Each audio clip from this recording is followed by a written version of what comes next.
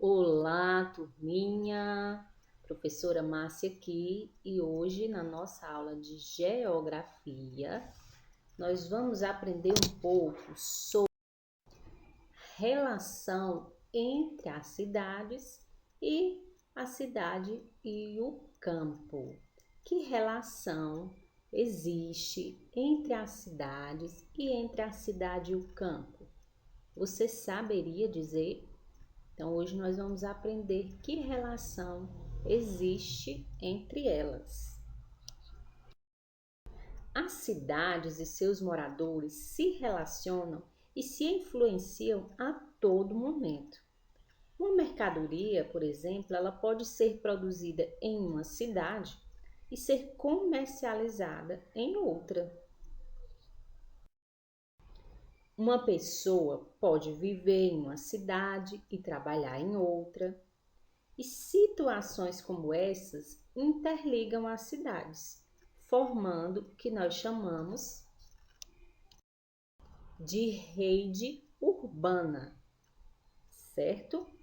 Então é comum que haja uma cidade maior e economicamente importante que influencie as cidades vizinhas. Por exemplo, a nossa cidade aqui, Juazeiro do Norte, é uma cidade muito grande e que influencia muito as cidades vizinhas, como Crato, Barbalha. Muitas pessoas que moram nessas outras cidades vêm trabalhar aqui, então existe essa relação. E essa cidade maior pode compartilhar com as demais, por exemplo, serviço de transporte e redes de distribuição de água. Devido à importância perante as outras, ela é chamada de metrópole. A cidade maior que influencia cidades vizinhas, ela é chamada de metrópole.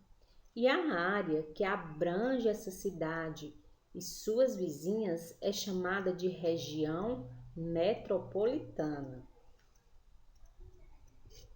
As cidades não se relacionam apenas umas com as outras.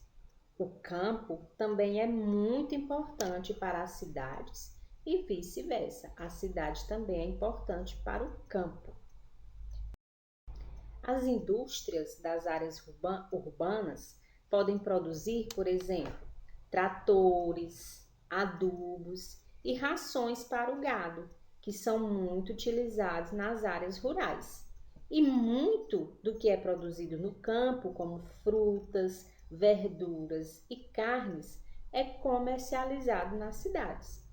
Aí a gente vê como uma é importante para a outra, né? Tanto a cidade é importante para o campo, como o campo é importante para a cidade, porque ambas produzem coisas que são necessárias uma para a outra.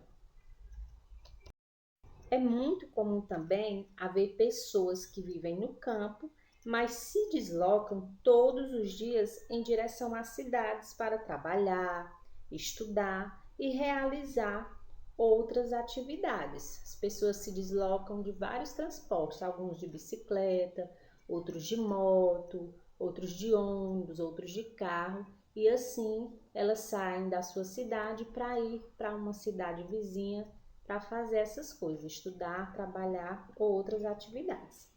E além disso, o turismo rural atrai habitantes de muitas cidades.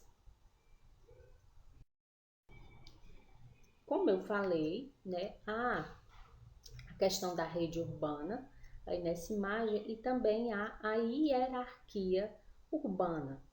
É possível estabelecer uma relação de ordem entre as cidades. Quanto maior a capacidade de influência política e econômica de uma cidade no território, mais alta é a sua posição hierárquica na rede urbana. Ela possui maior poder político e econômico e ela vai influenciar as cidades menores. Então, ela está como se ela estivesse numa pirâmide, ela está lá no topo, a cidade que tem maior poder e influência. E você vai observar agora, você vai abrir o seu livro, pegar aí o seu livro de geografia e vai abrir na página 59. E você vai ver, tá bom? Esse mapa você vai analisar ele bem direitinho para responder a questão 1 e a questão 2, tá bom? Você vai observar nesse mapa, com base nos dados do IBGE, que é o Instituto Brasileiro de Geografia e Estatística, que ele levou em conta os fluxos de bens, informações e serviços existentes entre as cidades em níveis local, regional e nacional. Para que ele usou isso? Para classificar esses lugares. Vocês veem aí no mapa que tem várias bolinhas coloridas. E aí na legenda você vai ver o que é que significa cada um. A primeira bolinha, que é a bolinha marrom, se refere à grande metrópole nacional. Então, cada lugar que estiver pintado com a bolinha marrom significa que é uma grande metrópole nacional. A gente vê aí qual o exemplo de uma grande metrópole nacional? A gente vê aí, ó, São Paulo. E a bolinha vermelha significa metrópole nacional. Nós temos várias bolinhas vermelhas aí que significa que é uma metrópole nacional. Laranja, a cidade que estiver com a bolinha laranja significa que é uma metrópole. E a bolinha amarela significa que é uma capital regional, tá bom? Então você vai perceber aí a existência dessas 4 categorias principais de cidades: grande metrópole nacional, metrópole e capital regional, tá bom? Elas foram representadas aí por cada pequeno círculo desse.